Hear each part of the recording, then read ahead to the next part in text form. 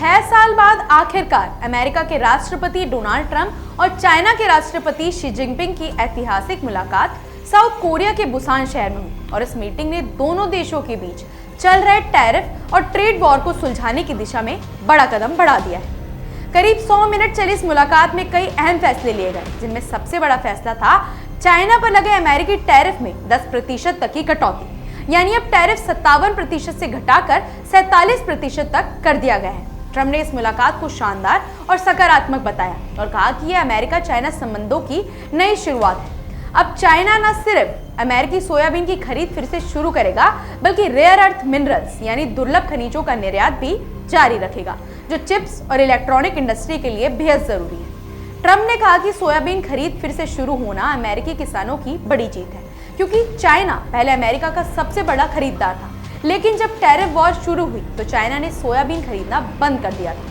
जिससे अमेरिकी किसानों को भारी नुकसान झेलना पड़ा। इस समझौते से अब किसानों की उम्मीदें फिर से जग गई। दूसरी ओर जिनपिंग ने भी काफी सौम्य रुख अपनाया और कहा कि चाइना और अमेरिका की परिस्थितियां अलग हैं। मतभेद सामान्य बात है, लेकिन दोनों देशों को साझेदारी और दोस्ती के रास्ते पर चलना चाहिए। उन्होंने कहा कि अगर दोनों साथ मिलकर काम करें तो दोनों की तरक्की तय है।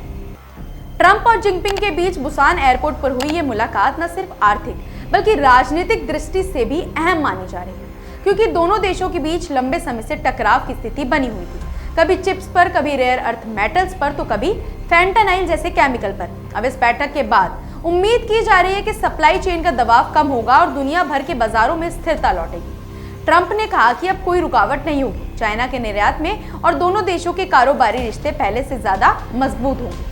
खास बात यह भी रही कि जिनपिंग ने ट्रंप से कहा कि हमारे मतभेदों के बावजूद हमें आगे बढ़ना चाहिए, क्योंकि दुनिया की दो सबसे बड़ी अर्थव्यवस्थाओं के बीच थोड़ा गतिरोध होना सामान्य है, लेकिन दिशा सही होनी चाहिए। उन्होंने भरोसा जताया कि चाइना का विकास और ट्रंप की मेक अमेरिका ग्रेट अगेन सोच एक साथ आगे बढ़ सकती है। मुलाकात के दौरान ट्रंप ने यह भी खुलासा किया कि उन्होंने अपने रक्षा विभाग को परमाणु हथियारों के परीक्षण की तैयारी करने का आदेश दिया है, ताकि अमेरिकी किसी भी चुनौती का बराबरी से जवाब दे सके। यानी एक तरफ शांति और व्यापार की बात है, तो दूसरी तरफ सैन्य तैयारी का इशारा भी, जो ट्रंप की राजनीतिक शैली का हिस्सा माना जाता है। इस मीटिंग में दोनों देशों के शीर्ष नेता अपने अपने प्रतिनिधि मंडल के साथ शामिल हुए।